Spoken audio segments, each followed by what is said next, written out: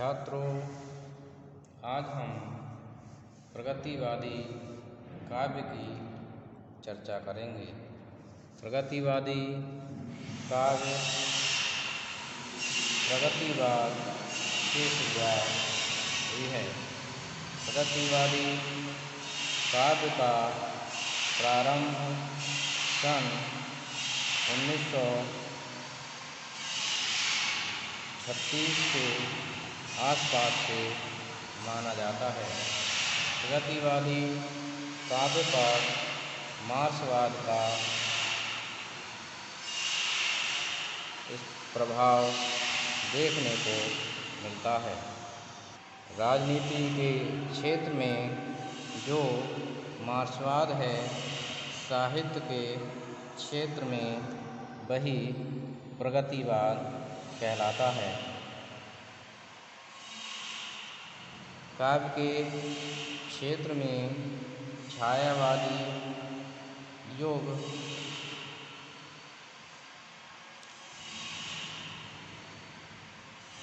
के अंत की सूचना पंत की रचना युगांत से मिलती है।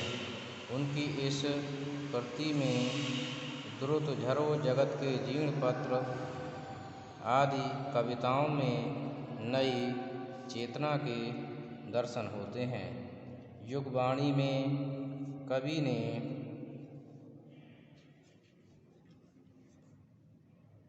जनवादी विचारधारा को अपना लिया है। सूर्यकांत त्रिपाठी निराला जी नई भाषा, नई शैली के साथ प्रगतिवाद के मैदान में अवतरित होते हुए दिखाई देते हैं। भिक्षुक, कुकुरमुक्ता, गरम पकौड़ी आदि कविताओं में निराला जी ने पूंजीवादी की निंदा की है। रामधारी सिंह दिनकर की कविताओं में सन 1931 से आसपास से ही भारतीय समाज में व्याप्त वर्ग वैषम्य के विरुद्ध आक्रोश देखने को मिलता है।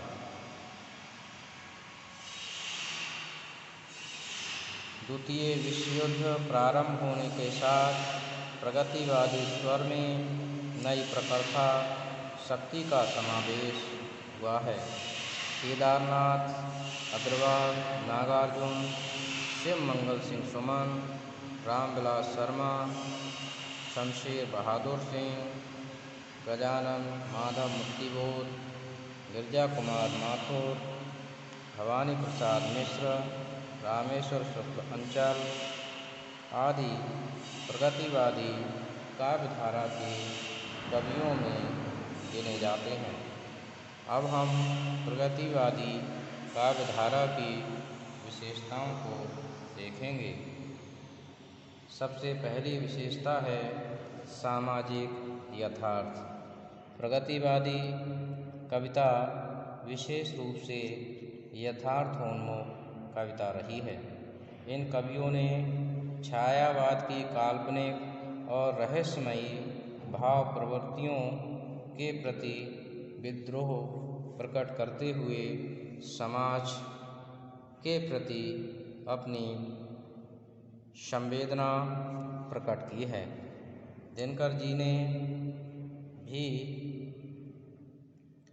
अपने काव्य में समाज के प्रति विचार और भावनाएं अभिव्यक्त किए हैं। युग यथार्थ के वैषम्य ने मानो उनकी कल्पना के पंखों को थका दिया, इसीलिए शून्य में उड़ने वाली कल्पना अब भूमि पर लहराने लगी। शून्य में उड़कर थक गए पंख जिसकी करुणा अब भूमि पर लहरा रही। इसके साथ ही शोषितों के प्रति सहानुभूति भी इनके काव्य में देखने को मिलती है। प्रगतिवादी कवियों ने समाज के शोषित वर्ग, कृषक वर्ग, मजदूर वर्ग, श्रमिक वर्ग, नारी वर्ग, वृद्ध वर्ग आदि सभी के प्रति गहरी सहानुभूति व्यक्त की है। साथ ही उनके कष्टपूर्ण जीवन के मार्मिक चित्र भी प्रस्तुत किए हैं। ये कवि दलित, पीड़ित, शोषित आदि पर आंसू बहाते हुए दिखाई देते हैं। वह लिखते हैं कि वह आता तो टूट कलेजे के करता, पछताता पथ पर आता, पीठ पीठ दोनों मिलकर हैं एक, कर रहा चल रहा लपटिया टेक। इसके बाद उनके काव्य में व्यवस्था का विरोध भी देखने को मिलता है। व्यवस्था भी कम दुख कारक नहीं, वह शोषण उत्पीड़न का बहुत बड़ा अस्त्र है। चाहे वह नौकरशाही हो, सामंतशाही हो, पूंजीवादी हो या फिर साम्राज्यवादी नीति हो, ये सभी नीतियाँ सर्वहारा वर्ग, दीन दुखियों के शोषण पर ही आधारित होती हैं। यही कारण है कि प्रगतिवादी कवि ऐसी व्यवस्था को जड़ से उखाड़ फेंकने के लिए प्रेरित करना चाहते हैं।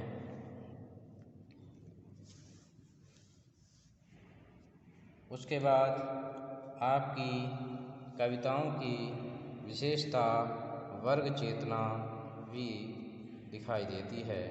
वर्ग विभाजन और वर्ग संघर्ष प्रगतिवादी दृष्टि से आज के सामाजिक यथार्थ का मूलभूत सत्य है।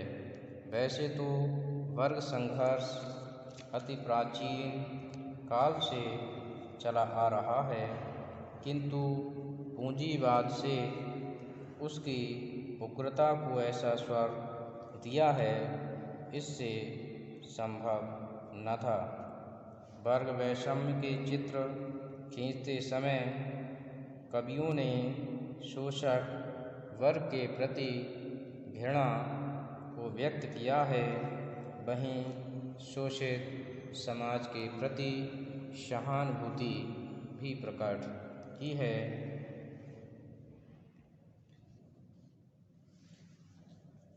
इसके साथ ही आपके काव्य में क्रांतिधर्मी स्वर भी दिखाई देते हैं। प्रगतिवादी कवि की क्रांति चेतना सीधे इस वर्ग वैषम्य से जुड़ी हुई है। जब कवि देखता है कि शोषक वर्ग कोटि कोट भूखों का निवाला छीनकर अपना पेट भर रहा है, गरीब शोषित लोगों के हक को मार रहा है, तो ऐसी स्थिति में प्रगतिवादी कवि निश्चित रूप से व्यथित हो उठता है। उसका विश्वास है कि सर्वहारा की क्रांति विषमता का अंत करने के लिए आवश्यक है। इसलिए वह इस संघर्ष को अंतिम रण मानता है और उसका आह्वान भी करता है।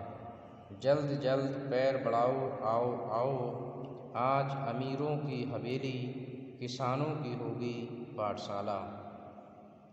धोबी पासी चमार तेली, खोलेंगे अंधेरे का ताला, एक पाठ पढ़ोगे टाट बिछाओ। तो इस प्रकार से उनके काव्य में क्रांतिधर्मी स्वर परिलक्षित होते हैं। उसके बाद है शोषक के प्रति घृणा।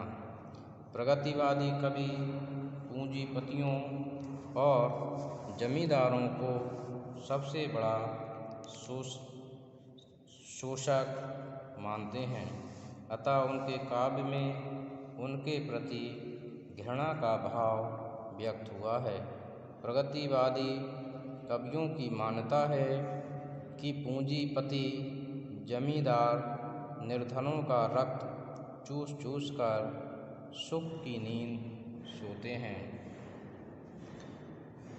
वह ये नहीं चाहता कि एक ओर तो वातानुकूलित कक्ष हों और दूसरी तरफ बालक भूख से बिलख रहे हों।